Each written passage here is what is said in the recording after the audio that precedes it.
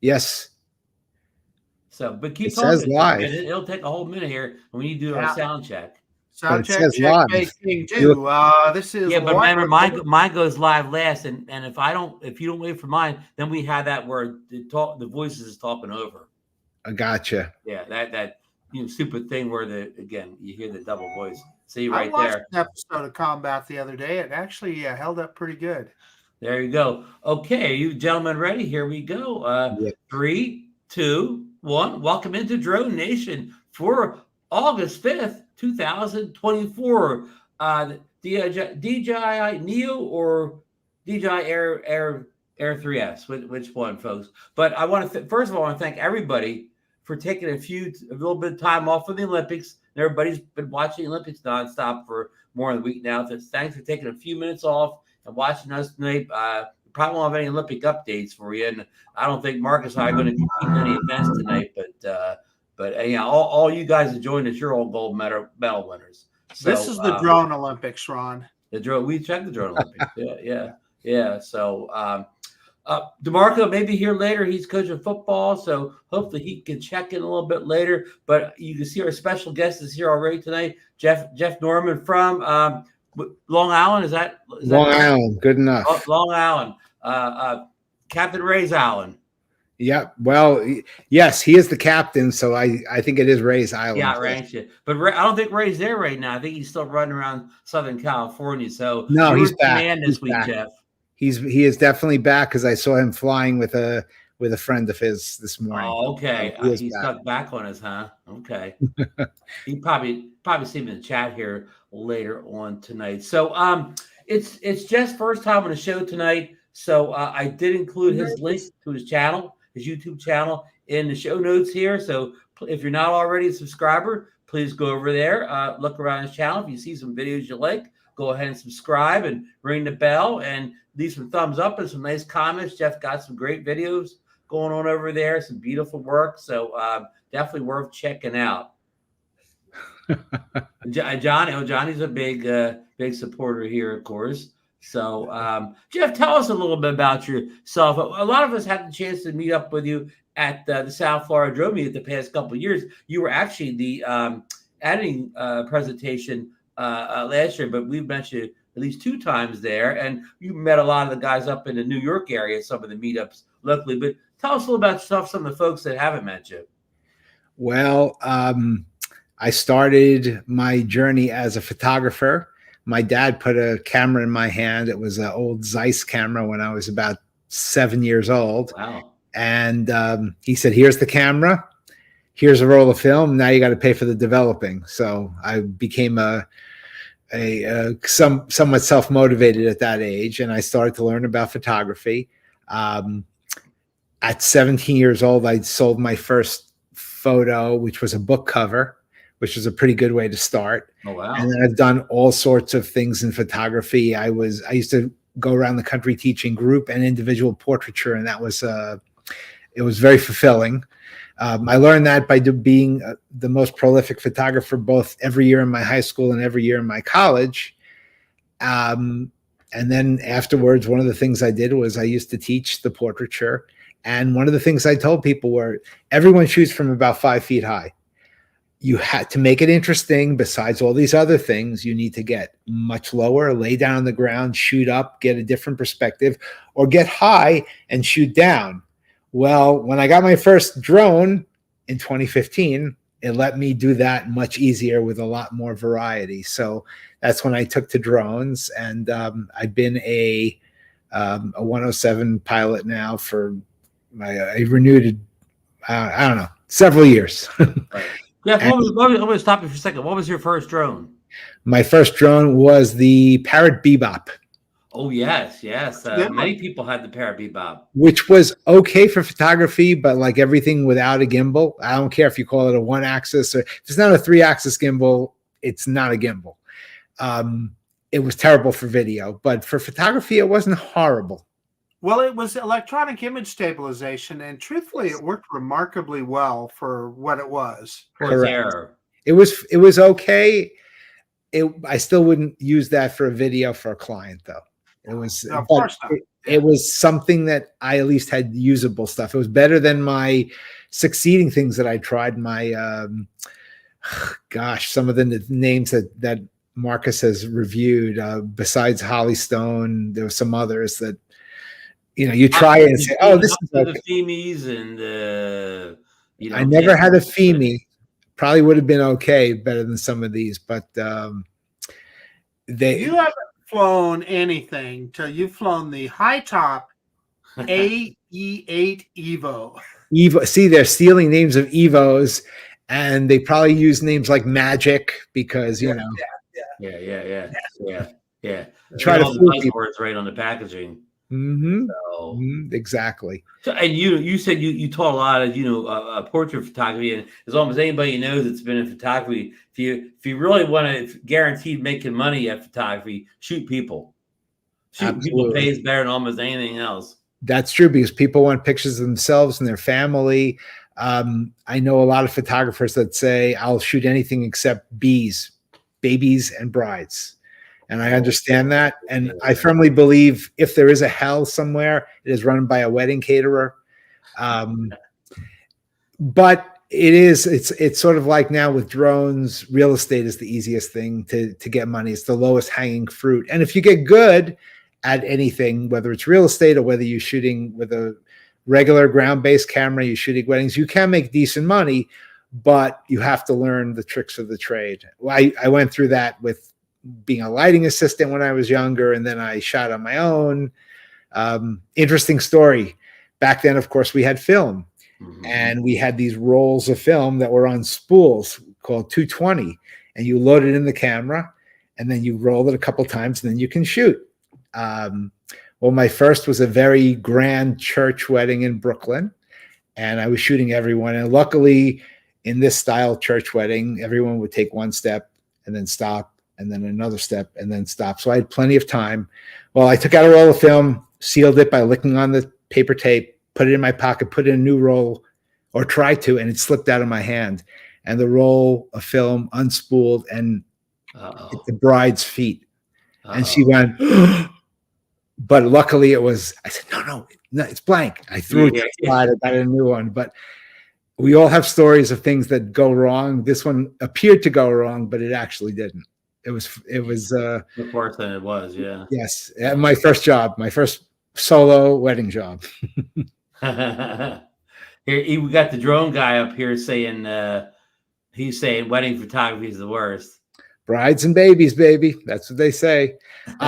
Although it's good money. I mean, if you get a decent clientele and you get a following in almost anything, you can make a living, right? Yeah, you can make a living off of it. Exactly. So, you know what I saw for the first time just recently, Jeff, for lots of times you can walk down a beach in Margate, and there's a couple of seeing spots where you always see a photographer taking pictures of couples under like the fishing pier and things like that. But for the first time ever, I saw a young couple and they had a dog. The dog was part of the the portrait or whatever. I never saw, somebody paying a professional photographer to take a picture of them holding the dog. And of course the dog wasn't being cooperative. So, they were, the photographers really working to get the shot with that dog wiggling all around. As some of you know, I got remarried in October, and our dog brought the wedding ring down the aisle. So yeah, sometimes and I worked hard with him to have him behave. It's not that easy. Yep. So, okay, Jess has a couple of videos we're going to show tonight. We're going to show maybe not all at once. We're going to show them throughout the show. So we're going to run the first one here, Jeff. Just give me a second to get up, and I'll kind of let you kind of narrate a little bit once I get it going here. And this is the New York State Pavilion, 64 to 65. Let's see here. I'm going to get the drone guy's comments out here. And I didn't get it wrong. Excuse me here. I'm not the best at managing all the behind the scenes stuff. Can we play the music here? Or New York World's Fair hosted over 140 pavilions, 110 restaurants, representing 80 nations, 24 U.S. states, and 45 corporations. The fair covered over 646 acres, about half of Flushing Meadow Park in Queens. Unfortunately, it fell into disrepair. Through the year, that's current. different projects, decisions were made to rehabilitate the New York State Pavilion, made famous in the movie Men in Black. This rehabilitation will be taking place over the next 2 years. Great It job. should be complete. That's what it's going to, these are not my shots. These are artist renderings. Okay. Yeah. So what I wanted to demonstrate with this video is, I think most of the time drone pilots think everything has to be shot with a drone. And that's sort of like saying every job in building a house or a shed has to be done with a screwdriver. And to make something that people want to see and to give them information and to keep their attention, people have short attention spans. Tell me why. So number one, that video has voiceover that does an explanation. Am I the best voiceover guy? No, but I'm not terrible at it. If you can't tell me something about the photo and the video, then it's probably not all that interesting. I need some backstory to give you a reason to watch it. The second thing is that beginning shots, obviously, I was not flying a drone in 1964. I was in my parents' little baby carriage, but I do remember it quite well. And when I came upon them building up all the scaffolding around this tower and found out why they were doing it and what it's going to be next year, I decided to do a video. So obviously all the drone shots and the video I did with my drone. Wow. Marcus, you're a big believer in narration and videos also.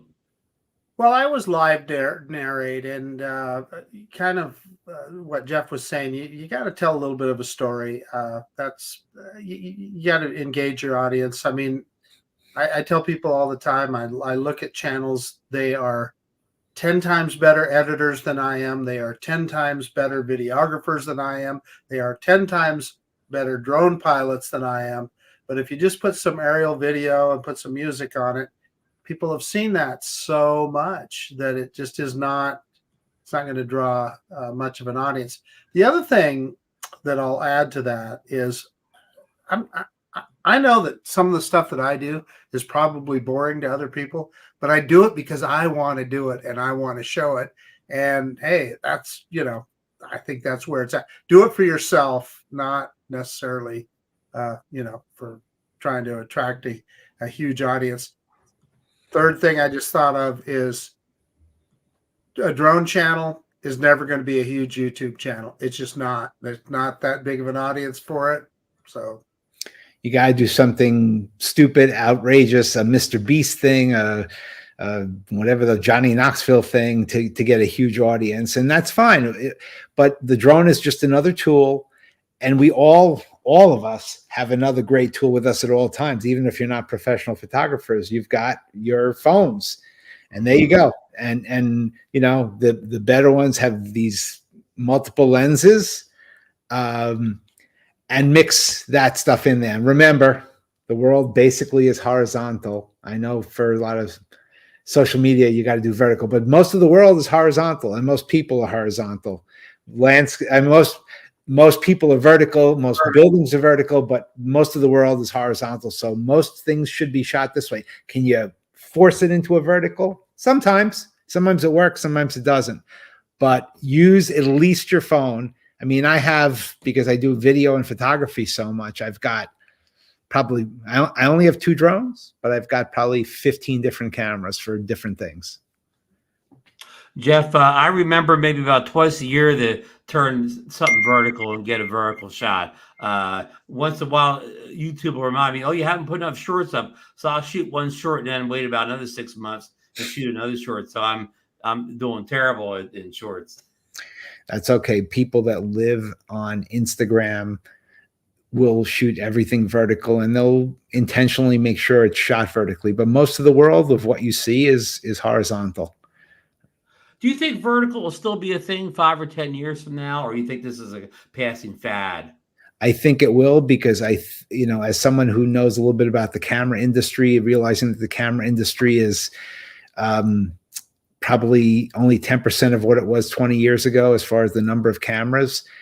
People will be shooting with their phones, and people are used to dialing with their phones like this. So they're probably going to be shooting pictures like this. So I don't think it's going to go away. And I think as we older guys who are connected to Facebook more, they're connected, younger people connected to Snapchat and Instagram and Twitter and those are square or vertical formats. And whenever I do a job for a client and they say I need something for social media, I have to make sure I do a square or a vertical for them. And you have to make sure you shoot it. Remember, whenever you want to get something, you have to think, and I said this in the presentation in Florida, where's this going? Yeah. So because it depends on the quality you shoot it at and the framing you shoot it at. So if you have to know in advance where you're going to go with it before you shoot. The latest GoPro Hero 12, you can shoot in, and I've only did this once, but you can shoot it in a certain format that when you get into post, it'll easily edit either into vertical or landscape or whatever. I wonder if that'll become a thing on other cameras. I have a Hero 12. I like it very much. Luckily, every time I use it, I haven't had any overheating problems that certain people said they have, maybe because I'm always moving with it, although I'm not a action sports guy myself.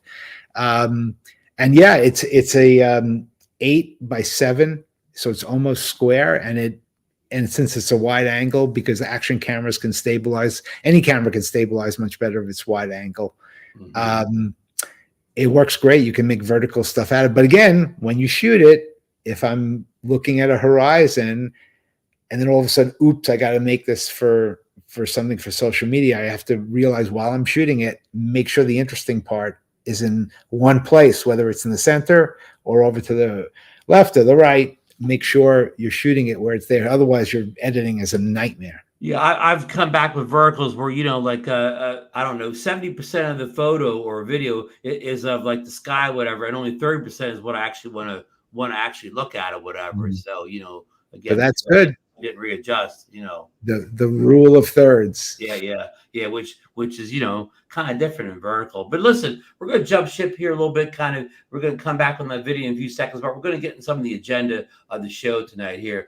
Jeff, we always do the DroneNation deal today. We're trying to save these people out here a little money on some drones or drone related tech here. And Marcus brought this up to me the other day. The Phoebe Mini 3 is now on sale on Amazon.com for only $299. That's normally $349 drone. And you can catch it on AliExpress and Phoebe's official site once in a while for $299, but Amazon's $299. And there are advantages to ordering it on Amazon rather than AliExpress or Phoebe.com. And Marcus is going to explain some of these advantages to you right now of getting it with our friends over at Amazon.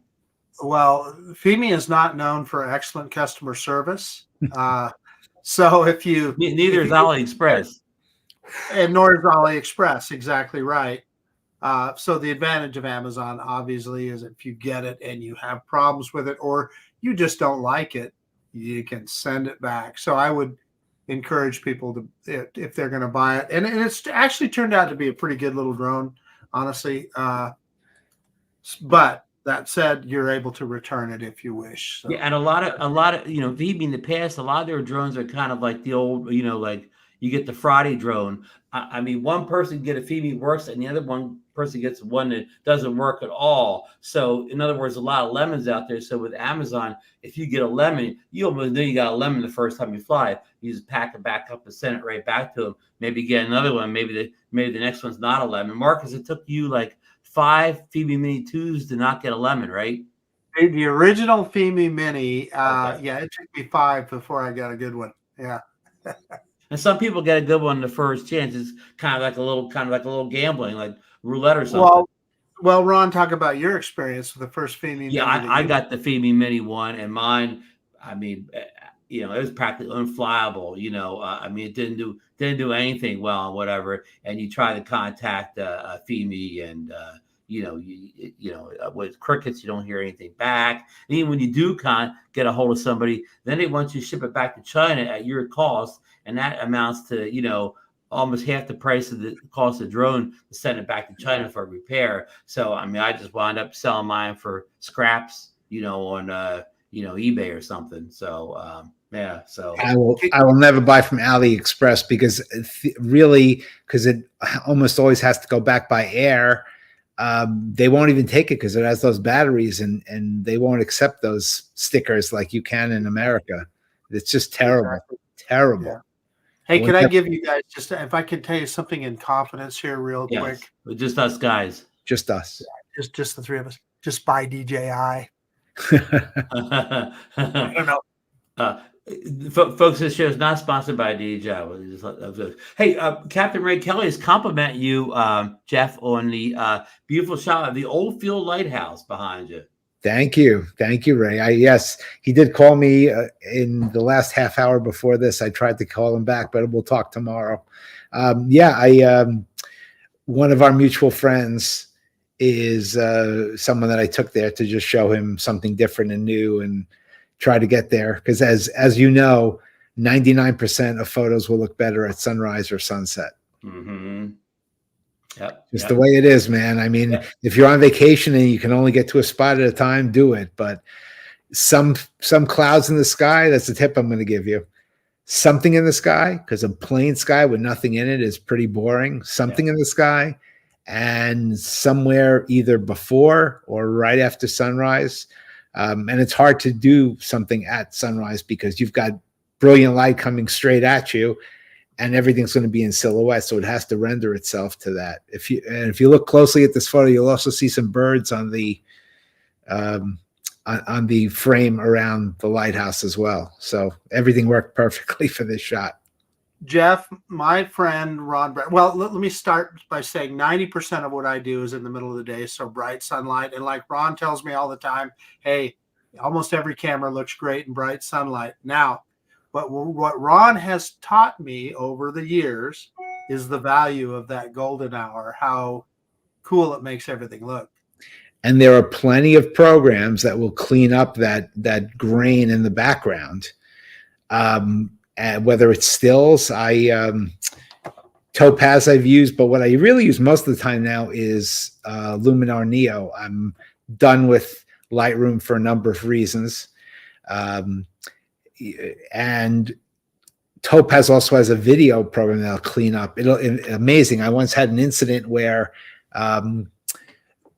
Autel drones will stream back a low resolution version of your video as you're recording it. And when you finish the recording, you still have that there. The thing I find it most convenient is something like fireworks, because you go up in the air. If you are physically in a spot where people aren't talking to you, you're recording the audio of the fireworks totally synchronized with the high-res video you get on the SD card, and you put the two together, and it's great. Sometimes if you have a crash and you don't get your drone back, then you can take the video that's cached on your phone, and you can use Topaz Video AI to upgrade it from a low-res HD to 4K, and it does a very good job, and it cleans everything up. And it's not a cheap program, but I think it's worth it. Just like DJI drones and Autel drones are a lot better than Fimis and some of these other sketchy brands. Hey, I want to thank Johnny Dronefly for his gracious, super chat to call that thing. And John also has a question. He's asking Ray, but you could probably answer it for him, Jeff. He wants to know where is that lighthouse at? About 3 miles west of Port Jefferson. It's called Old Field, and it's all the way on the north shore of Long Island. It's probably only 2.5 miles deep from inland to the coast. And that lighthouse is sort of at the entrance to the Port Jefferson Harbor, where the ferry goes from Long Island to Bridgeport, Connecticut. I believe John's on Long Island also, right? Yes. Yeah. Oh, he may be. Old Field Point Light or Lighthouse, depending on how these people refer to it. But if you look up Old Field Point Lighthouse, you'll get there. Thank you. Continuing on with the DroneNation deal, that we have a two-part. This is sent in to us by Richard, one of our big supporters of the show. The Holy Stone remote ID module, which was selling for I believe $75 is now currently available for only $35 on Amazon.com. And I included the link that Richard said. That's not the DroneNation link. That's Richard's link here. So Marcus is modeling the remote ID module. And Marcus and I just talked about this briefly today a little bit. Remote ID modules are meant for drones that came out before September of last year that were made without remote, what did it standard remote ID in? But now drones going forward, they should all come with standard remote ID if they require it. And they don't, though. They You can buy them on Amazon that don't. Hey, I want to do one thing real quick here. Thank you, Jaybird, for the super chat. Yeah, thanks for the grace of super chat there, Jaybird. Okay, so here let's get on to a story here. A lot of people have been talking about, Jeff, all over the social media here. The DJI Neo drone, which all the leakers have been talking about for a week or two now here. The drone. I'm going to get the graphic up here in a minute here. Jasper Ellens released the picture of the retail box and reveals kind of a lot of details. 135 grams, so extremely light, 4K video, AI subject tracking. Everything's got to be AI today, of course. And now he has shared images. I'm going to get him up here in a second. Here's some of the features on the side of the box. 135 gram, light and portable, palm takeoff and landing, AI subject tracking, QuickShots, but Mark is a big fan of QuickShots, multiple control options, which I think that means either that controller or possibly your phone or possibly just kind of talking to it or whatever, thrown up in the air. Like the old Spark, right? Yeah. 4K ultra stabilized video. Jeff, I didn't say stabilized video. I said ultra stabilized video. So this is not going to be your Parrot Bebop from 2015. This is ultra. And full coverage propeller guards. And we believe the full coverage propeller guards and 135 grams are requirements to fly over people. A class, is it a class 2 drone? I mean, anyhow, this is class 1, I believe. Class 1. So this sounds like it could possibly be a class 1. Now that's not official. Nobody's shown class 1 certified in the drone over. So you guys talk it over for a second. I'm going to get some of Jasper Ellens' photos going. What's your opinion of this Neo, Jeff? What do you think of it? Who do you think? I think it's great. DJI is definitely an innovator. The only thing I've ever had against DJI was the enforcement of geozones, geofencing, which didn't match FAA because they couldn't have access to FAA things. So it always confused people. I believe they did it so they would basically become the fair-haired supplier for a lot of government entities. Didn't work. It didn't work at all. I think if when you put your drone in novice mode, geozones should be enforced. And other than that, listen, if I drive a Ford Escort or a Lincoln Navigator, it's up to me and my conscience and the law to stay under the speed limit. If I go over, that's my problem. So I think no other company does that. And in fact, I believe that is the only product on the face of the earth that you have to ask permission from the manufacturer to. Well, Jeff, U-Haul trucks put a governor on their truck so you can't drive over the speed limit, at least in my states. Well, is that something that the owner of the truck puts on, or is that something that the manufacturer puts on? Yeah. The owner has a third, like as a second, third party type of deal. Yeah, that's fine. But I'm talking about when you buy the product, you can buy a gun and I can shoot someone, and I don't need to call Smith & Wesson for permission to pull that trigger. So, other than that, DJI is excellent engineering. I do not believe that any more than any company that their information is accessible. And I think they're innovative, and I think they're terrific. And I think this is a great example of something that's very enticing to me, because flying over people now, I feel much more comfortable and safe, assuming at 135 grams, this can hold position. Marcus. Before Marcus gives his thoughts, I want to thank our good friend Bob Dempsey over the Old Farts of Drones. He just sent a $20 super chat into us. And I'm going to plug Bob real fast here.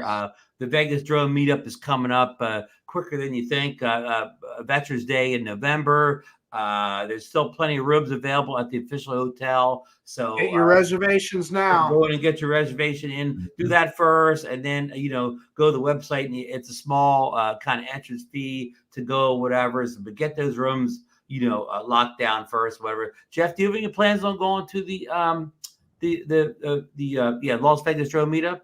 I booked my hotel a few weeks ago. I'm just waiting Excellent. for when the apps say buy your ticket now for the plane. But yes, I will be there. Excellent. So thanks again, Bob. So Marcus, your thoughts on, and before you give your thoughts, this is a photo, that from Jasper Ellens that shared this. Thank you, Jasper. Most of what I'm telling you is all coming from Jasper. He's even gives the dimensions in the description, which is hard to read, but he says it's like the size of 5 CD cases stacked together. Us older folks here can remember what CDs were or whatever, but so that's pretty darn small, right, Marcus? It is. So clearly it's a fairly compact little drone, right? And it's not anything that you're worried about flying out 5 miles, clearly. And at that light weight, I wonder how well it will do. What the wind rating is, how well it will do in the wind. But the advantages, I'll give you an example. I was at a car show a couple weekends ago, and they wanted me to get some drone footage. Well, obviously, you're having to stay back from the here. I'm gonna go up here so I can talk to the audience. So obviously, you want to stay back from not over people, right? And obviously the worst thing that could ever happen is if you hit a tree or something and your drone dropped on one of those cars. Well, that's where something like this, I think, could be handy. Now, Lon Dennard will tell you to put a Insta360 up on a pole. Not a bad idea. However, I think there's some things that you could do, some pull away shots and so forth with this little guy that would be handy, not having to worry about flying over people, etc. So yeah, it should be kind of cool. And if nothing else, it's just gonna be a fun little drone, right? Just a something you can just carry with you in your backpack or whatever, and you're out hiking or whatever, and throw it in the air and get a couple of aerial shots. Yeah, it does seem real interesting. And one thing we talked about the dual controller, and one of them being maybe your phone. I wonder if that'll mean that this drone is a Wi-Fi device rather than an OcuSync device. If it can be controlled by your phone, that would probably, not make the range that great on. But as Marcus pointed out, you probably don't want to go too far out with a little drone like this either. Can I take a guess, Ron? Yes. I think so. They showed in the picture, they showed it with the, I believe the RCN2 controller. So what I'm willing to bet there's probably 2 ways. There's probably just hand controls, gesture controls, or the controller. That's my guess. Could you possibly use the motion controller with it? Maybe. I don't know. And that's a big speculation. A lot of people are hoping this works for their DJI goggles 3 or 2. Probably not yet. You know how DJI takes a little while to make it more interesting. Right. That's fine. But I think it's a wonderful product. It's very enticing to me. And I'm not one I don't have a drone collection or a fleet because it's a tool that I use as a business tool. But this looks like something different that I think could very well be usable. I'm looking forward to getting my hands on it. Welcome in, DeMarco. How are you tonight? How was football practice? DeMarco, I woke up this morning, man, and if you look at my shirt, I just wanted to make you feel right at home, babe. I can't see it. What is it? Fishing? Oh, I can't see the shirt. Oh, geez. Yeah, I saw it now. Boom. DeMarco's never seen Florida. He's never seen Florida Gator stuff before, huh? I'm sure he avoids the color as much as possible. I just put the shirt on because, just because. Not because of you, but since today it was a day to be on DroneNation, I figured I would just grace you with it. We'll get you guys tickets to put together the next Florida game. Where is it? Gainesville or Tallahassee? It's in Tallahassee. Okay. Yeah. I'll go. Actually, I went for my first time to the campus because my wife's niece graduated, and it's actually a lovely campus. I got to tell you, it's really a beautiful school. So as much as we like to tease each other, like Mets and Yankee fans and Yankee and Red Sox fans, it is a very nice school. Yeah. Yeah, one of the great rivalries. We're all lucky to have them. Yeah. Hey, DeMarco, Fun game, pump your too. volume up just a little bit. Sorry about that. Go Knowles, right, DeMarco? Yes. Sorry, I'm a little bit. Okay, that's a little bit better. You're gonna throw you right into the frying pan here. All right, come on. We got this.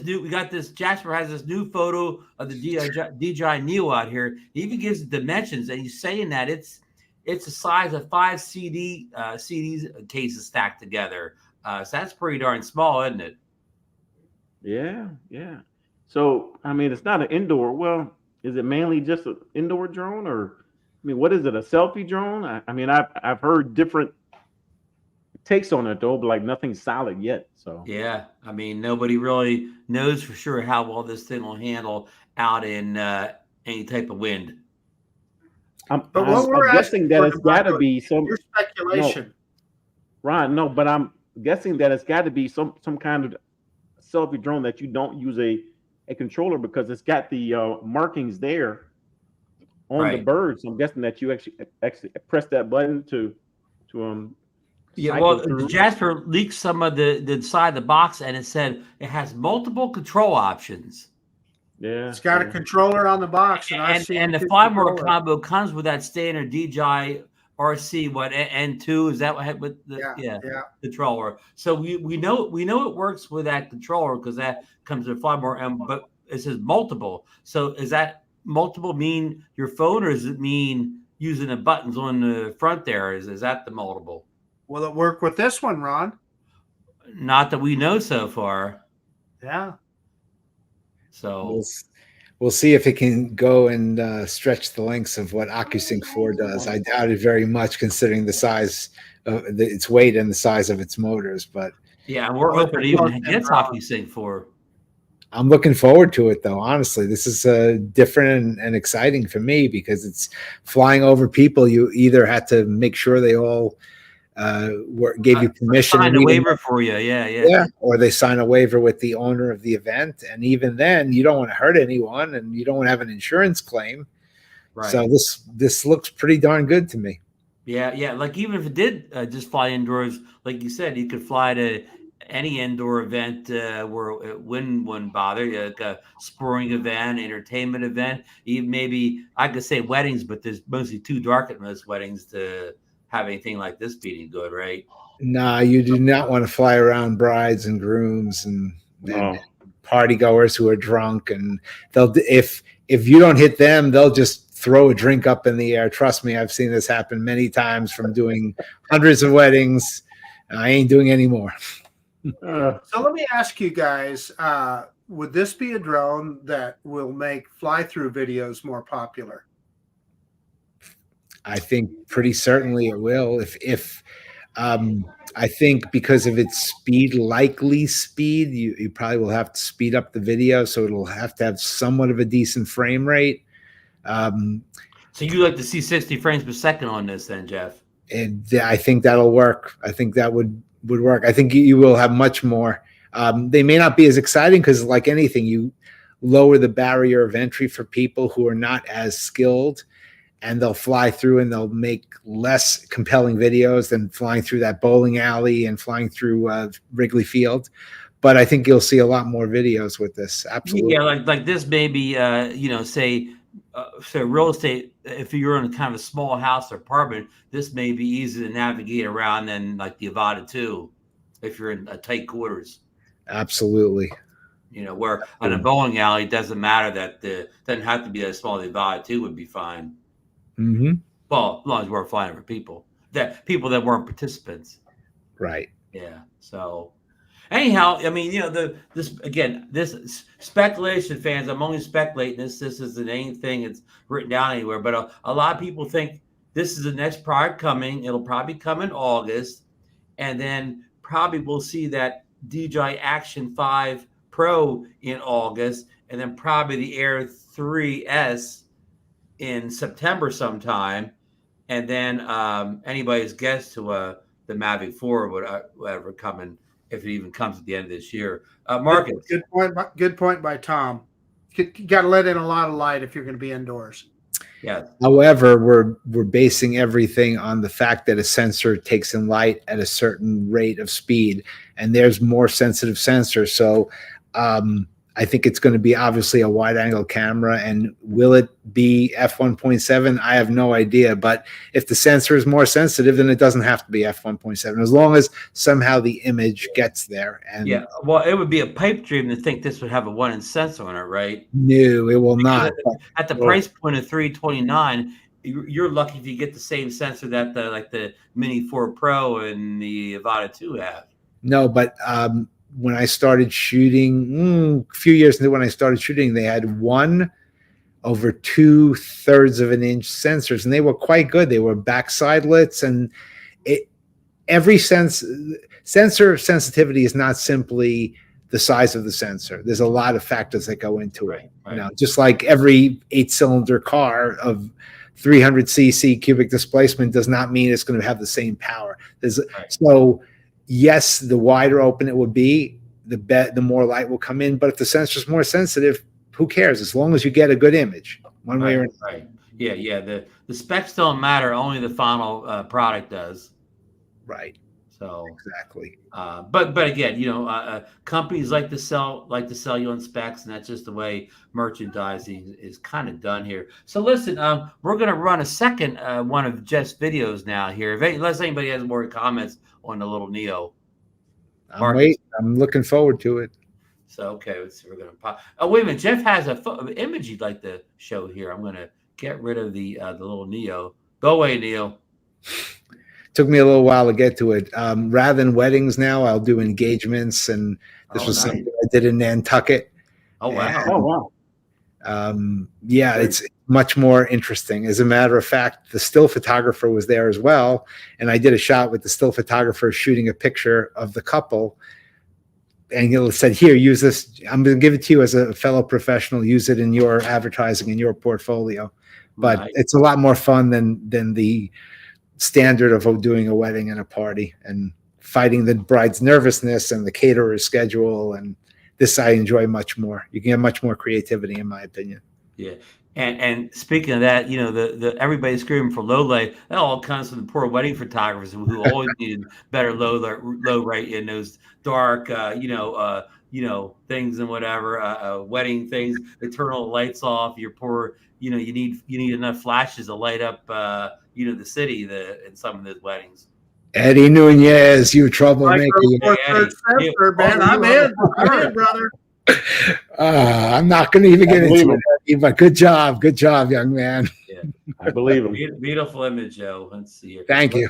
Let's get rid of the Neo ones. Let's get another video going here. Let's see. Stop share. Present. We need Johnny here. He's the master at sharing all these videos. And let's see here. Let me get it going here. Let me skip through the commercial. So who's buying that when it comes out? Well, is it? I think I got the wrong one here, Jeff. For $320 for the Fly More, yeah. It's ridiculous. It's very reasonable. Yeah. Unless it just absolutely doesn't fly in any kind of window. Yeah, unless it's junk, right? And it's not going to be. It'll go. Yeah. It's not going to be. DJI is not going to waste their time. It ruins their reputation. They make quality stuff. Yeah. DeMarco will have to buy one for all 3 of his kids. No.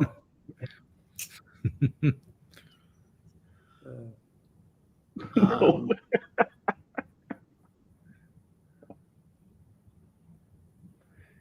Thank you, Gary.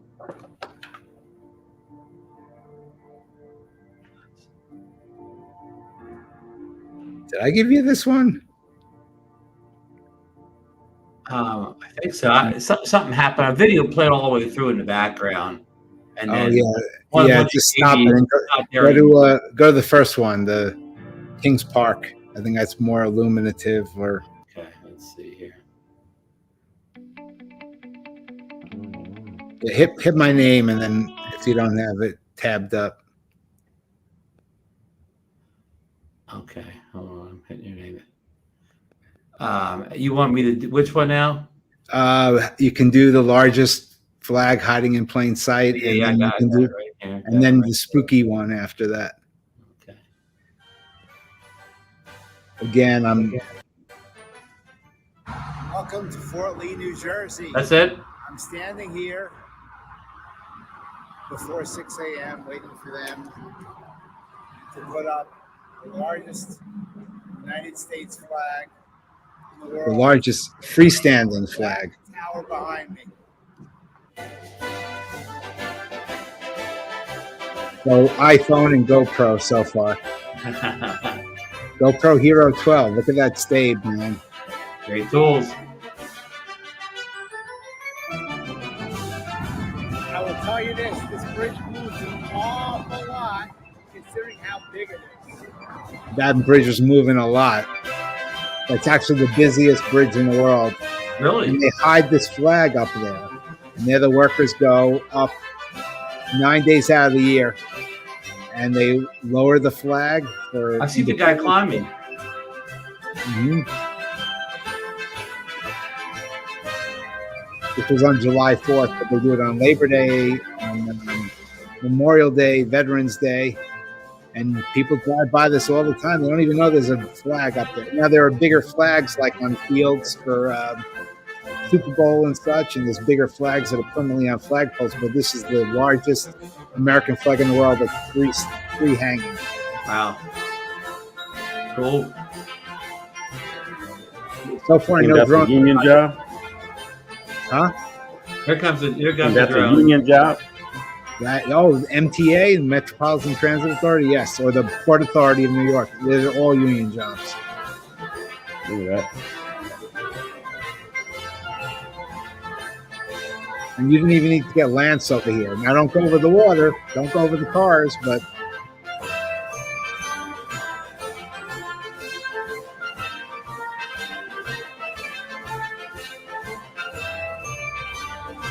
Really cool. That was interesting too. That probably get a lot of views. yeah, we got a decent amount of views. And that's another example of why, if you can't say something about it and why is it compelling and why are you showing this to me, that's the largest U.S. flag that's free flying in the world. That's a reason to get the video. I mean, People love stuff like that. Yeah. exactly. And so far, these first two videos that you showed were a combo of different things. The one that says spooky on it of the Kings Park Psychiatric Center, that was entirely drone. But here's another example of that was done with a GoPro and an iPhone, and the time lapses were done with a DSLR, and then of course the drone. So yeah, that makes excellent job of putting all the footage together. Thank you. Like anybody that's not into drones or cameras or anything wouldn't even know that it was from different sources. Mm-hmm. Wouldn't even think about it. So yeah, thank you. Color, you got to match the color from device to device, which isn't that hard to do. Yeah. Jay Bird saying rumor 329 for the Neo, and that's the Firmware combo for the 329. So who knows, if you just get the one without the control and fly with your phone, that could be like $200. They may not even sell it without a Firmware combo because they probably realize you need more batteries because the batteries will probably be a short in life. I would speculate. I don't know, but that's, in my opinion, it probably only will be available in a Firmware combo.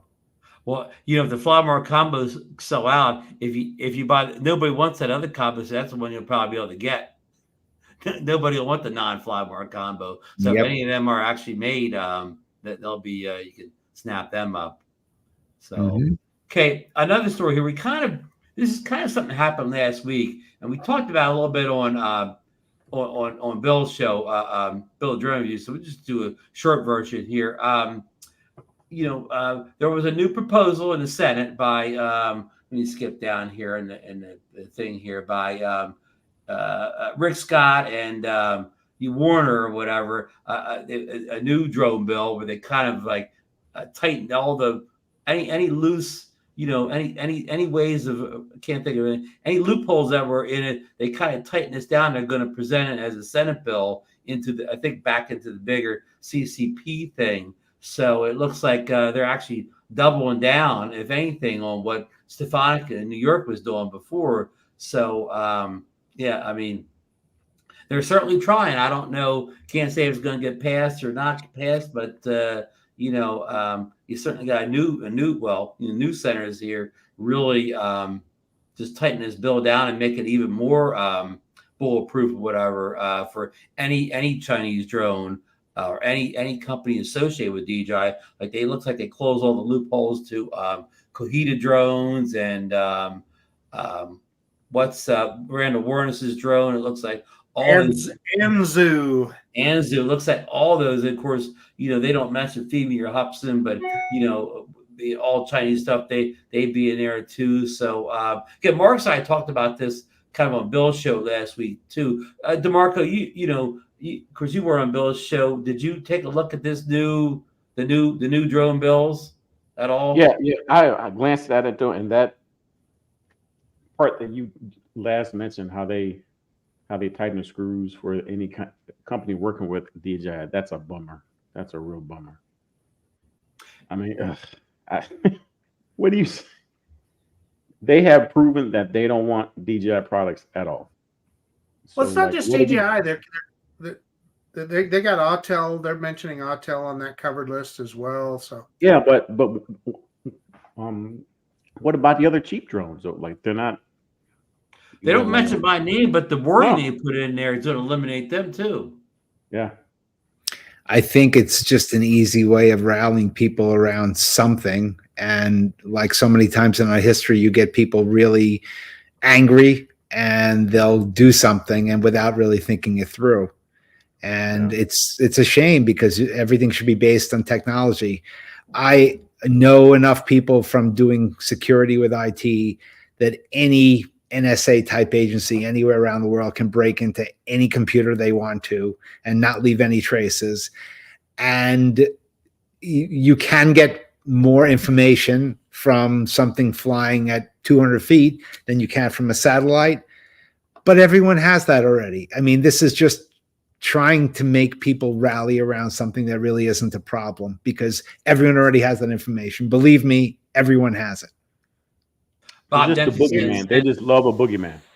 Exactly. It makes it easier to rally around something when you create a common enemy. And it's a shame. Hate is never a good place to live in any part of life. It feels xenophobic a little bit. And also I ran across a video just a couple days ago.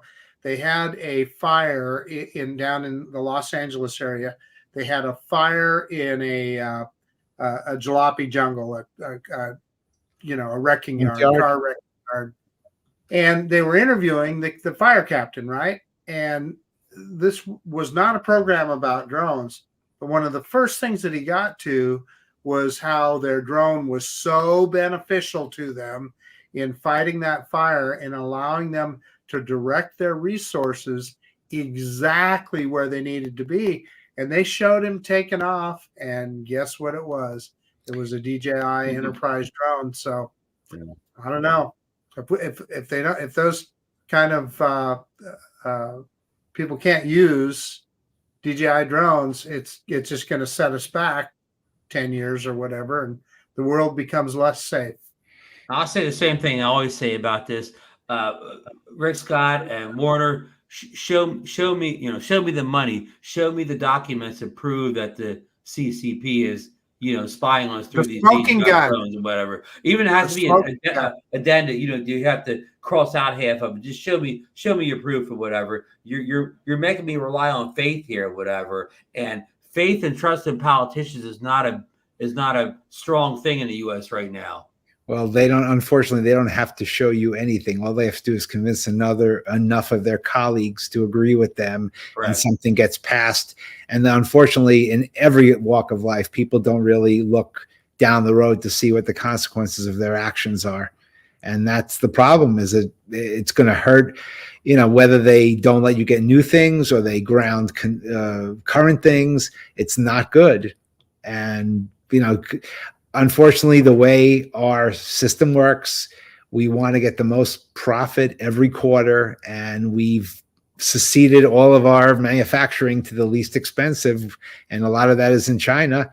And because of that, we've created this problem. And it would be great if in America, even though we have perhaps greater efficiencies, we also have people with a higher standard of living and need higher salaries. And you make that same exact drone, whether it's a Mavic 3 Pro or an Autel Nano or a FEMI, if you make it here, it's going to cost more because of all those things. And if you tax it, it's simply going to raise the price to the consumer. It's not going to stop anything from happening. It's just going to raise the price to the end consumer. And that's the problem of not thinking down the road. You got to, this is not the right solution. And unfortunately, it's a shame it has any legs at all. It's a shame. But it sure does. I'm going to jump off of that topic. We've talked about this all summer. It's not a good thing. We kind of caught the tail end of this story last week. There was a big firmware update for the DJI Goggles 3 that allows them to work with the O3 Air unit. That's the home-built FPV drones everybody has, because before it kind of only worked with the Avata 2 and the Mini 4 Pro and the Air 3. So now it opens up to everybody that's did a home-built drone with using the Air Unit 3. So it's going to allow the Goggles 3 to work with a whole bunch of drones now. So that's a good thing, definitely for the community. I don't think Marcus. I don't really do any home built Air Unit type things. I don't think DeMarco does either. The Jeff, rumor is they did that just for Johnny. Yeah. Jeff, you do anything with these home built FPV drones? Yeah. So Nope. we're not, can't speak, but it's anytime, if you've ever used the Goggles 3, I know Marcus and I have, the Goggles 3, the best goggles DJI ever made. So having that work with more drones is only a good thing. And Marcus, you mentioned Johnny. Johnny seems to be building a new home built drone every weekend now. Every weekend, Johnny's building a new drone. Yeah. Yeah. It's not even have to use those old Rick Williamson sent Johnny a pair of goggles too, so you could use one of those older drones. But now you got a firmware update, the O3 Air unit, and then you don't need to use the older goggles anymore. So I'll leave all this FPV and goggles stuff for people that know the show, that know what they're talking about more than this panel. Go ahead, Marcus. Well, I want to comment. Jaybird is saying there that existing drones allowed to be exempt. So that's my understanding, is that it will not affect our existing drones. So you don't need to worry about that. I get comments on my videos sometimes, and people even write me emails asking about that. Should I buy a DJI drone with the ban coming? Yeah, if you want it, buy it, because it's not going to affect that drone that you just purchased. Almost certainly, because that would really disrupt things. And in fact, DJI will still be able to sell drones. They just won't be able to get any new stuff approved. So yeah, if the Neo gets released, it may be on the shelf 5 years from now. Still exactly selling. Right. That's sooner or later, yeah. And whatever happens now, remember, it could be undone in January, if depending on what the climate is. It doesn't mean it will, because remember, laws are passed and laws are changed. So in these crazy days, Jeff, somebody could take it to the Supreme Court and they could say, "Oh, that ban's illegal," or not, or not. Yeah. You never know. DeMarco, maybe if we want to get that, the drone ban thrown out, maybe we could pay for some vacations on the Supreme Court and make sure that thing gets thrown out. Hey, but here, that's the thing about that. Like, we can all throw in, let's just say, like, we all throw in $500. All the people in the chat, like we raised $50,000. That's nothing. Yeah. Nothing. Peanuts. Yeah. I mean, I got $20. Wait a minute. I got you. I'll double you down, Marcus. Oh, yeah. Okay. I got two Jeffersons. I don't have 500. I got some lint. I got some lint in my pocket here. So no, seriously though, because like we couldn't even get a meeting with them to even talk to them about that. That's the crazy part about it. Like when they say follow the money, yeah, I mean $50,000 is nothing. Well, DeMarco, become one of those, become a lobbyist, and then you'll be able to take meetings with all those guys. Only if Well- someone has the money that he can pass along in a way that will tempt someone, because you being a lobbyist is like me being a politician. If I got no money behind me, it ain't gonna matter. So Yeah. Well, Yeah, let me well, rephrase yeah. that, Jeff. Lobbyists with deep pockets. well, lobbyists work for companies with deep pockets. You know, Yeah. DeMarco could be the greatest communicator and get into places, but unless someone is saying, well, you know, sir, my people behind me would love to donate to your campaign, that's generally, lobbying is disgusting. I mean, I don't know why it exists, and I think everyone should have one vote and speak up for themselves, and beyond that, it should all be illegal. But True. that's me. I mean, Let's Jeff, jump to a let's better say- news story here real fast because we're running a 10 o'clock hour. We got Jeff on the panel tonight, who's been a big fan of some Autel drones over the years. Well, this is introducing the Evo Light Enterprise series. They're taking Jeff, do you have a Autel Light drone?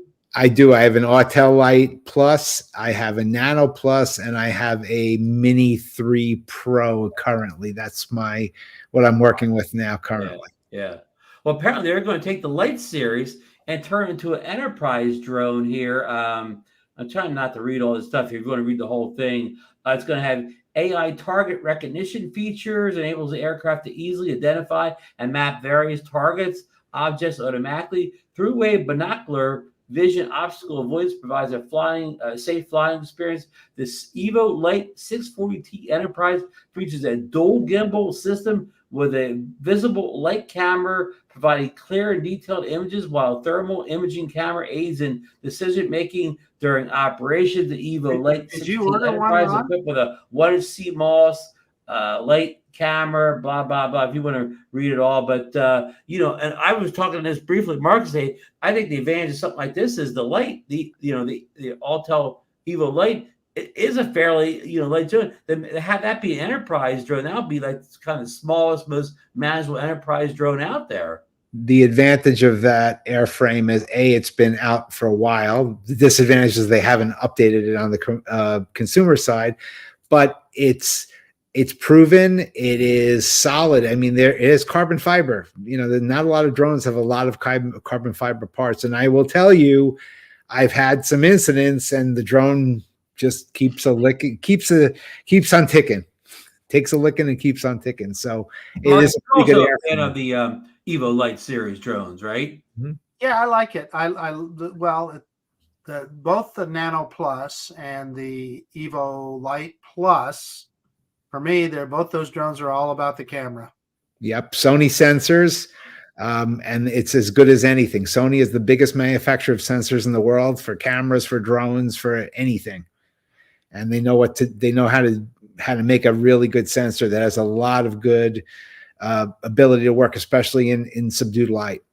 It's a very good, I have nothing but good things to say about them. I wish they would have more consumer drones, because I think competition is healthy, and I think it keeps the big guys working harder. They already have a little promotional drone on. The big guy working harder. There's only one. Autel already has a promotional drone on YouTube about this video. I meant to play it, but I didn't remember to cue it up. And Ross, our good friend Ross Langdon, who's been sending me a lot of information about this new drone, he says some places in Asia it's already on sale. So expect to see it probably sooner than later. In the U.S., I have no pricing on it, of course. None of us here are enterprise pals, but like I said, if you are an enterprise pal, you want something lighter weight, this may be something to consider, depending on price, of course. It's a very stable frame, and the motors work great, and the props are terrific, and I think it's a good airframe to build upon. If it's exactly the same as the current Light Plus, I wish it would have side sensors. I think DJI is well ahead of everyone since Skydio stopped making that 360-degree everything, and that only worked in the daytime anyway. So DJI is well ahead, but that's the one thing I haven't seen this video, but I think something on all sides is good, because even if you're not filming something as I do for marketing purposes and you're turning, you're still moving sideways for enterprise incidents, and it'd be much better if there was some side sensors. True. Jeff? Do you think we'll ever see a Autel Evo Lite 2? I'm hopeful, but I wouldn't put money on it at this point, unfortunately, because why sell a bunch of $2,000 drones or $1,500 drones when you can sell a bunch of $10,000 and $20,000 drones? That's why I think all these companies went to the, you're going to sell less of them, but hey, you manufacture one, it only takes you twice as much time and twice as much money in parts, but instead of making $2,000, you're making 20. Instead of bringing in $2,000, you're bringing in 20,000. Right. The enterprise market is much more profitable, which almost everybody has been moving that way, except for DJI. Hey, Marcus, maybe we can handle M. Jeter's comment here because it relates to something you talked about just a little while ago. He says, I'm looking to buy first drone, but concerned about the ban. If I buy a DJI, will I be able to use it after a possible ban? They're instantly going to shut down every DJI drone in the country. I think that happens on January 31st. I got so many of them behind me here. I don't know what I'm going to do. No, I'm just joking. I'm being facetious. No, you're if you could buy a brand new DJI drone tomorrow and it's going to be just fine. The intent of the rule is they're not going to allow. Well, they're not going to give FCC approval for any new DJI drones. So the current drones will still work. And in fact, DJI will probably still be selling drones in the United States. They'll just be the ones that already have FCC approval. Thank you for clearing that up. And lots of updates. The people are scared about buying a DJI drone. Well, it applies to every Chinese drone. So no matter what you get, the same thing, would happen. Warren's saying, will we ever see an Autel Nano Plus or a functioning Sky app? Hey, but, I'm going to throw that to Jeff, but you know what? Before I even say that, in the video for the Evo Lite Enterprise thing, the man in the video is flying it with a smart controller, Jeff. And that's with a lot of people's cons. Like our friend Johnny Drone Flyer, he sold his Evo Lite Plus because it did not work with their smart controller. But this Enterprise one will work with, I don't know which smart controller, but the man was definitely flying with a smart controller, not his phone on a standard controller. Well, first of all, enterprise drones almost always come with their own controller. Yeah. And I personally do not mind flying with a phone because I think that you can get a newer phone. There was problems with some of the older iPhones, but I have an iPhone 14 Pro Max and it stays bright. And I actually fly most of the time with my Android phone. And it's not bad. It just needs a little time to warm up. Do I think that I believe that Autel has plans and has something as their next drone? The question is, do they want to put the money and time into it? Because they know not only is it a manufacturing issue, but it's also a marketing issue. Can they get a foothold? So I do believe they have a Nano 2 Plus and a Lite 2 Plus. I do believe they have that. But again, it's speculation. I don't know anyone. We all love to speculate here. And the fact of the matter is, until someone like Jasper Ellens, who has connections, who are willing to give him information underneath, we don't know. And that's really close to the timeline. Everything else, Apple has had people speculating about the iPhone 16 series since the week after the iPhone 15 came out. Well, before they're already speculating about the 17. The 16 is not out yet. It's all speculation. I do believe, like every company, they have plans for a successor, just like Apple has several generations out. And I'd be very surprised a company that's as successful as Autel in the auto diagnostician software and hardware. I'd be very surprised if they don't have something waiting. It's just a question of, do they feel it's worth it for them to release it and make sufficient profit? Right. Good I point. doubt it, probably for him. So I doubt it. Marcus walked away for a second, but the leaks and rumors have slowed down on the Air 3S and the DJI Action 5 Pro, leading to the fact we'll probably see the Nano next. And the Feed Me Mini 3 did get a firmware update and an app update just last week. So we talked about that earlier. So they're busy improving features, on that also. So I'm going to run one of the Jess videos right here. Now I'm going to run that the Kings Park one. So, and this is all drone, so this is up Okay. everyone's alley because you can do some videos, but again, there's a reason I did it, and there's a compelling reason to watch it. It talks about it. Okay, so for drone fans only. Let's see if we can get that going here. The Kings Park Psychiatric Center was a state-run psychiatric hospital located in Kings Park, New York. It was established in 1885 by Kings County. The official name of the hospital in its first 10 years was the Kings County Asylum, taken from the name of the county that Brooklyn occupied. The hospital was revolutionary at the time in the sense that it was a departure from the asylums of folklore, which were overcrowded places where gross human rights abuses occurred. The asylum, built to alleviate overcrowding in Brooklyn asylums, was a farm colony where patients worked in a variety of farm-related activities, such as feeding livestock and growing food, as this was considered to be a form of therapy. In 1895, the asylum into state hands was renamed Kings Park State Hospital. The surrounding community, which used to be known as Indian Head, adopted the name Kings Park, by which it is still known today.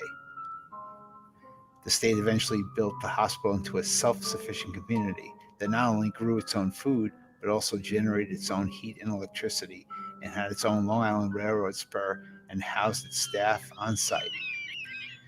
This famous 13-story building, known as Building 93, Listen carefully now. 30s and is often dubbed the most famous asylum building on Long Island. It was used as an infirmary and as well as treat patients with chronic ailments. The center was closed in 1996. Nice top downs at the end, Jeff. Thanks. If you see, the building had on the two extensions in the front, two roofs, one I think at the 4th floor and one at the 8th floor. And people will sneak into that building, go up there, and apparently think to hit golf balls off of there. Oh, And wow. I've seen, in fact, the first time I went to that place, I just took off and went up and I went, what the hell are those people doing? And they were walking out with golf clubs. And there are rumors that standing, Jeff. Haunted too, right, Jeff? Well, theoretically it's haunted. I haven't been in. The one time I wanted to go in, what happens is people go there with fence clippers and they go into the building and then the state will patch it up. It's not an official state park, but it's patrolled by New York State Park Police. So they try to make sure people can't get hurt, and they try to keep you out of there. But theoretically it's haunted. Why is it still standing? Because no one wants to pay to knock it down, because it costs a lot of money to knock down buildings. Thank you, Jay Bird. Yeah. And Ray says it's haunted too. Thanks, guys. I appreciate it. Yeah, it is spooky. When they closed that down, they actually transferred all the patients to another psychiatric facility about 8 miles away, which was the biggest hospital in the world, and that was called Pilgrim State Hospital. And that campus is still active today, although probably less than half the buildings are occupied. They also have closed buildings there, but those buildings at Kings Park, since Kings Park is totally unused, much spookier looking. Yeah. All right, I got another one here. I got the Hard Rock Cafe. Oh, that's a good one. And again, this is all drone. Okay. And again, it's something a little different. If you've been by this place, you know what it is. It's really interesting. I hit the play button. Hold on. Hard Rock, play.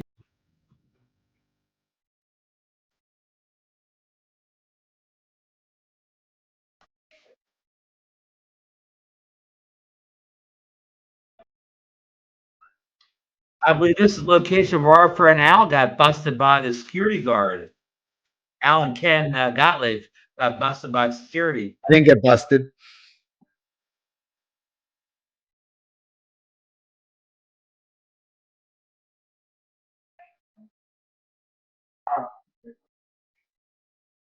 Oh, look at that.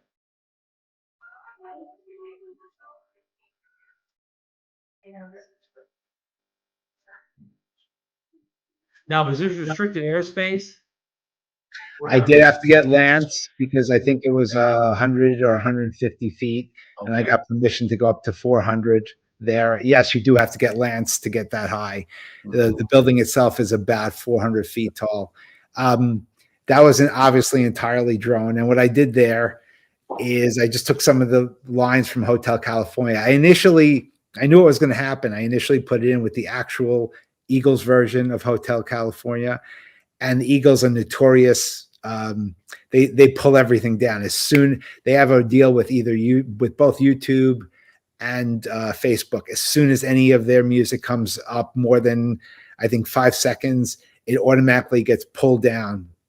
And that's why I used a different version of that song, but I still wanted the lyrics, and I still wanted the feel. And I just wanted to, I didn't really talk about the hotel, but I just used the lyrics of the song to just make it more compelling, make it something you remember, because a lot of times people will shoot things and what you see is not what other people see. When we always have tunnel vision, we see the part of what we want to see, but everyone sees the whole image. And my first photo teacher said, you are responsible for everything in your frame.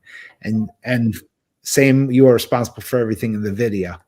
Jeff is. I'm going to get in real quick, Jeff. I'm getting called to dinner, so I will see you guys on the next one. Go ahead, Jeff. Bye. Good night, Good to see you. Marcus. Enjoy your dinner. We got one more video to roll here, folks. Oh, geez. I'm lucky. See here. Thank you, everyone. I really appreciate the comments. I'm not looking at the chat. I'm just looking at what Ron or DeMarco is putting up as the chat. Oh, yeah, this was good. And again, this is many different cameras. And this is when we happened to visit Kansas City, which we made this well before they were going to the Super Bowl. This was the week. Humsters is on sale. Yep.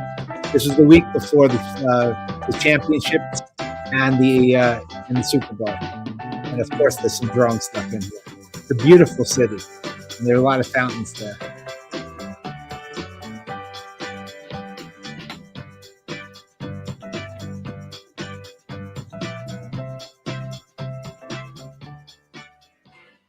Why don't you skip to about 3/4? Well, actually, let us go. There's something here.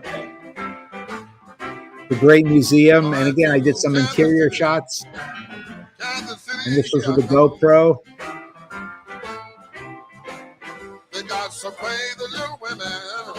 Recognize the music. Yep. Pick appropriate music. Why don't you go ahead about... Oh, there we go. Okay. What tower is that, Jeff? It's the World War I Memorial Tower in Kansas City, Missouri. Wow. And there's some shots later on in at night, which is really good because they had smoke that comes out of it. It looks like a fire. Daytime, and this is cool also. This is just a coffee roastery. They took a B-29, and I put some sound effects, of course, into it. Oh, wow. And this is more just basically a tour around the city and some of the interesting parts there. The long shots that people do, because it's so much easier, it's just no one's going to watch it. If you watch any commercial, any TV show, any movie, every shot has gotten shorter and shorter. Since 1970, the average length was about 10 seconds of a shot. And now the average length of the TV show is 3.4 seconds for each shot. So these long videos might feel cool to you and relaxing, but and this is pretty awesome. This is a really interesting song that I happened to find. Local band, local bunch of musicians. This is a famous spot here too. It's stuck in my head. I love this song. And sleep somewhere else at night. I'm going back to Kansas City. And I love you, dear, but for just how long? And I keep singing the same old song. There. Oh, I love wow. That's that World War I memorial again, huh? Yep. You Nice see how shot. at night when they put the steam and the light, it looks like a fire. It's very cool. That Nice blue shot. building in the background. Thank you. And this was with a phone, and this was with a camera. And this was inside looking out across with a, I don't remember, a phone or camera. But combine the things and you can make it into a cohesive story. And obviously here's the drone shot. Every city has one of these eyes of different sizes.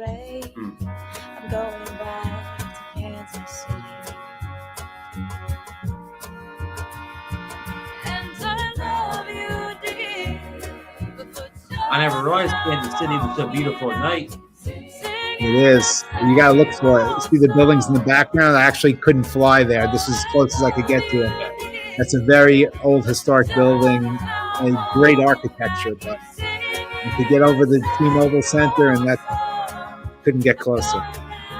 Is that a badminton shuttlecock? That's a badminton thing. And this is a civic center. They have these towers that have some significance. I forget now. And of course, the football stadium at sunrise. Yeah, Arrowhead, huh? And listen to the music. I'm sure DeMarco likes this sound. Stole that.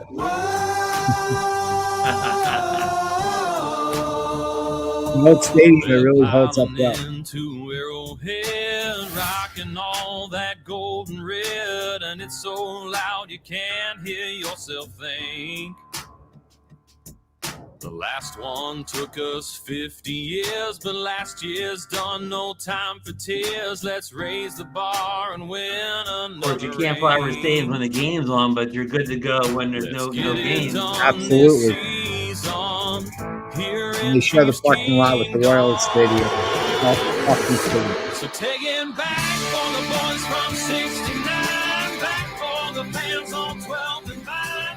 Take that trophy back and raise it high. That stadium was pretty beat up by that point in the season. Yeah, look how bad it shape the field's in. Yeah, I still call it Arrowhead. I don't know if anyone calls it GEHA, but Yeah, I only call it Arrowhead. Arrowhead, yeah. yep. So that's another great, one. Another great video, Jeff. Again, Thank nice you. telling a story and using a lot of shots to make things interesting. Like you said, a lot of quick shots to keep people's attention. And most people, of course, are not professionals, but we also like to progress from when we were in kindergarten and put our fingers in a thing of paint and put our hands on a piece of paper. Yes, that's artwork, but we can make more. We can do more, and we should. The people that are paid to keep our attention is a great place to start to learn. So yes, and I agree, best barbecue, and I do appreciate it, guys. When we're watching this on the StreamYard, I don't get to see all of the comments, but Right. Thank you all for your positive comments. I really do appreciate it. It means a lot to me. I don't do much in real estate. I don't do much in roof inspections. I do really most of my videos are marketing videos for companies that pay me to put it on their website, or they're putting it on a cable channel, something like that. And this is why my videos are like this also. And do I use copyrighted music? Absolutely, because I'm not trying to monetize. Okay. So I'd rather use the best song, and if it's a song from one of my stock services, great. And if it's a song that's popular, I'll use it. I don't care. Thank you, John. Thank you, everyone. I really do appreciate it, all of you. 2 more likes to 50. I'm glad I hit like too. I jumped back into Yeah. So, YouTube. folks, if you enjoyed Jeff's content, again, I have a link to his channel right at the beginning. The show notes here. You just click that link, go right over to his YouTube channel. You know what to do once you get over there. We already said it once. Subscribe, ring the bell, like a couple of videos. I do have 100 videos on there, so it's not just the ones you've seen.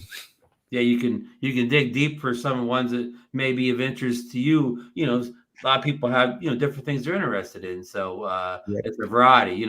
Maybe people don't want to see New York videos, but they may like a Kansas City video or a Florida video. And New York, and I've got all sorts of things, and lighthouses and all sorts of things. I'm always thinking, And it does, and you're right. I think Marcus said you want to do something that fulfills you, but also if people listen, we all have some. It's not bad to say I like to hear a little bit of praise. If you live for praise, that's not good. If you have absolutely no desire to hear anything nice from anyone, that's also not good. We're all humans, and everyone likes to say good job. And in that vein, I also want to say to you, Ron, this is sort of a thankless job to do one of these things. It costs you money, it costs you time. And I appreciate, not just for me, just as someone who subscribes and watches, I appreciate you spending all the time, and DeMarco and Marcus. And I think the whole hobby is richer because of people like you guys. And thank you very much. Well, thank you, Jeff. It is more like a labor of love or whatever, like one of those things. If I ever thought this was a job or anything, I'd probably not do it, because that would mean I wouldn't be doing a good job anymore if I thought I had to do it rather than wanted to do it. You know what I'm saying, right? You know, you want to do something, you kind of put more into it, usually, whatever. DeMarco, do you have anything you want to ask Jeff? You kind of came in a little late here. Any questions for Jeff? Or No. I'm not thinking. Well, here I do have one. Jeff, that Evo that guy won back at the spin up a couple years ago, you actually walked over and talked to him, though, but like I never saw you after it. Did he want to sell it, or did you offer him? Or I said, listen, if you're not going to use this, let me know, because I love these things. And at that point, actually, I had sold mine to my a family member, and he said, no, I'll keep it. And I don't even remember who it was at that point. And it was a guy that Captain Ray and I met just a couple of days before at DuBois Park. We were walking by where they had a little of the marina, and the guy asked, I forget the gentleman's name too. He asked Ray and I, what kind of drones were you flying? Because he had some kind of a no-name drone, like wasn't a Hubson, but something like that, like a second tier drone. And Ray told him about the meetup and invited him or whatever. So I mean, Ray and I met that guy two or 3 days before the meetup. He won an Evo 2 Pro version 3. And the reason why, by the way, they don't have dedicated controllers is because Autel changed chips because they had manufacturing problems during COVID. So they went from the first version of the chip in the remote and the drone to a second version. And then finally, by the third version, they had one that they put money into, where they put into a dedicated remote. And, that's the reason why they're totally different chips. Just like OcuSync 2 and 3 and 4 don't work great with each other. They didn't even want to put the money into and research into marketing. I think as you go into a higher level drone, as all these enterprise ones do, you have to have a dedicated controller with a dedicated screen with high nits that's bright enough.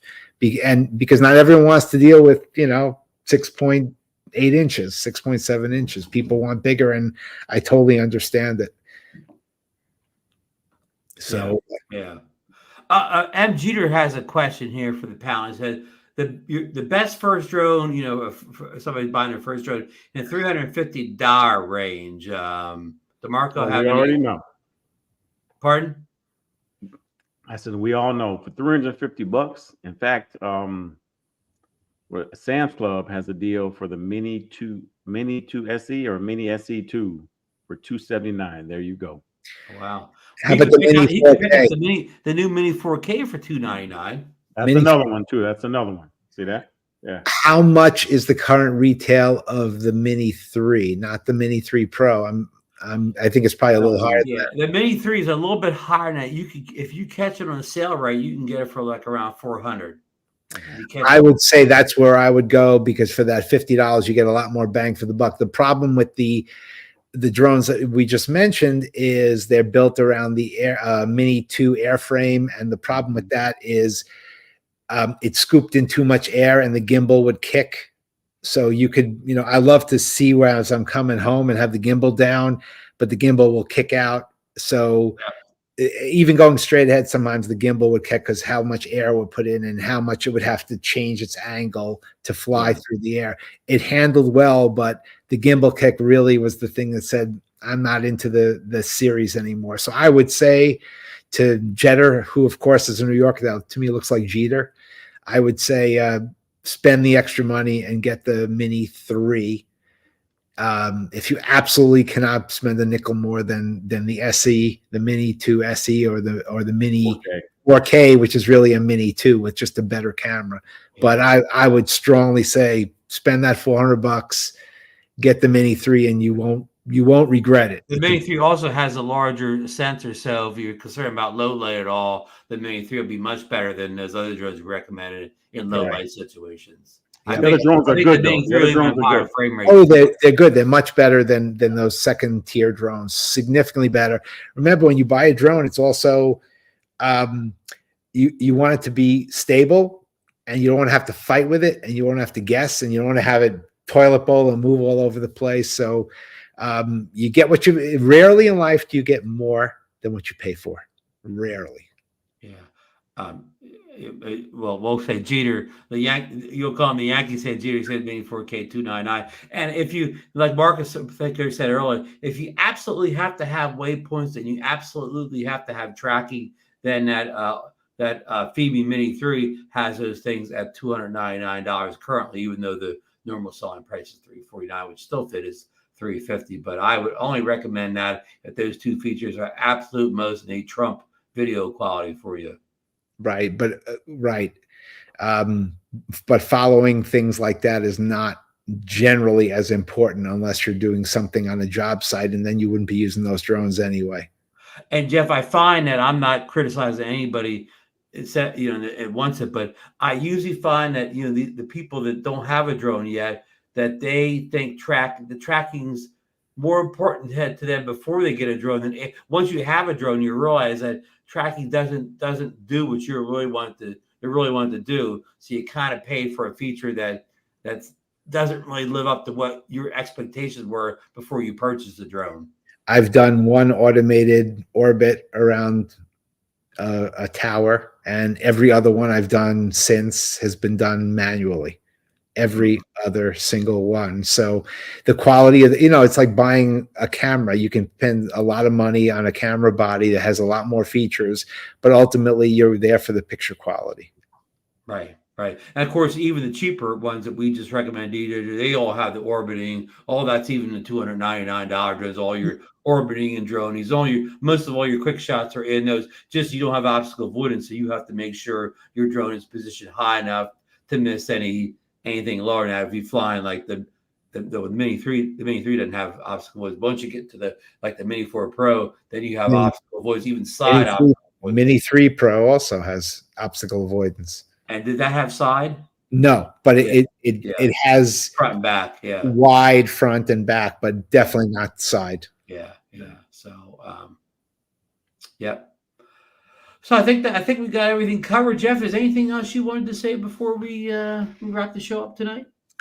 Do what fulfills yourself. Remember that whatever you put out in the world, try to make it memorable, try to fulfill yourself, and try to also share that with other people. And I hope you picked up at least one or two or three things from what I said tonight.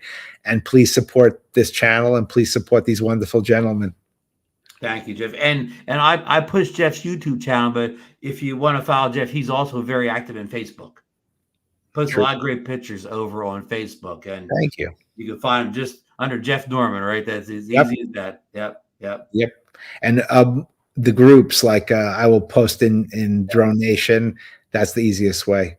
Is find me there. Subscribe to the groups such as DroneNation, and I will generally post in like 10 groups. 10 groups, yep. So, DeMarco, anything you want to bring up here before we call this one a night? Nope, this should be it. Jeff, thanks for joining us. Appreciate it. Good to see you again. It's been thank you, Marco, and thanks for your good sense of humor. Jeff. A nice reminder that college football is not far off, is it, guys? No, end of the month, right? No, 20 days left, less than that, I think, probably. Maybe the weekend after Thanksgiving, I'll wind up down there if I know you're there. Maybe. Oh no, next year probably though. I'm busy this year coaching football. Okay. Yeah. That means you got to come to Gainesville. Now you'll be on my turf. Yeah, you guys are playing Miami the first That First game it's of the not year, going to be. I hope Billy Napier survives this season. Recruiting has been very good as far as I'm concerned, and but it's all about W's and L's ultimately. W's and L's. But I promise, if you meet me in Gainesville in November of 2025, I will make sure you have a memorable weekend. Oh. The only place you may meet DeMarco in November is Las Vegas, huh? Well, he says he's coaching football also this November. Maybe though, November of maybe though. It's the playoffs in Oh. November, so we'll see. Yeah, and he may be able to skip away for a day or two in Vegas. I haven't been to Gainesville since 2002. I was there for a game. No. When's the last time you were in Vegas? Probably 2006, maybe. So, yeah. Oh. Last time I was in Vegas, there was a Star Trek exhibition in the Hilton. That's how long ago it was. Oh, wow. Yes. I'm a Star Trek fan. Most people don't know, but I was actually in an episode of Star Trek Enterprise. Oh, really? Wow. I was an extra back when I was younger. Wow. Yep. Bachelor Jeff? Is this Bachelor Jeff too, or? No, I was married then. This was I think it was filmed in 2005 or 2006. It's Enterprise season 4. The episode is called In a Mirror Darkly Part 1. And before you get to the credits in the beginning, there's about 2 minutes. They took a movie called Star Trek First Contact. Oh, yeah. And they filmed us and interspersed it and changed what happened in that movie. And they filmed us on a film camera, which was very unusual back then because everything was digital by that point. Yeah. So they had to match the movie. But they shot 9 shots of us that they interspersed with the movie, and I'm in 5 of the 9 shots. And you can recognize his face. Were you in costume or? Oh, yeah. Did you know dirt is a cosmetic? Because they put a lot of that on my face. Well, I don't have you beat as far as being an episode, but I'm old enough that when I was a real little kid, I actually watched like Star Trek episodes, the first series on TV first run. I saw some first run Star Treks when I was like a little kid. The last season was like 69, and I watched some first runs. If we could get anywhere close to that type of future, where we weren't fighting for little stupid things, I think we'd be better off. They had problems there too, but a lot of the problems that we're having now, we passed over them, and that's a good thing. Mm-hmm. Yes. All right. Good night, everybody. I want to thank everybody who joined us in the chat. I want everybody who supported Jeff on the show tonight. Thank you. Gave him a warm welcome tonight, and so on. All the great comments, and we're still on the DJI Neo watch. Will it come out this week? I don't know. Usually you get that email a couple days beforehand. So this is, late Monday. Maybe it'll come tomorrow and we'll see it Thursday. If not, then probably next week. And the leaks have pretty much shown us everything. So when you pretty much know everything, then it's coming soon.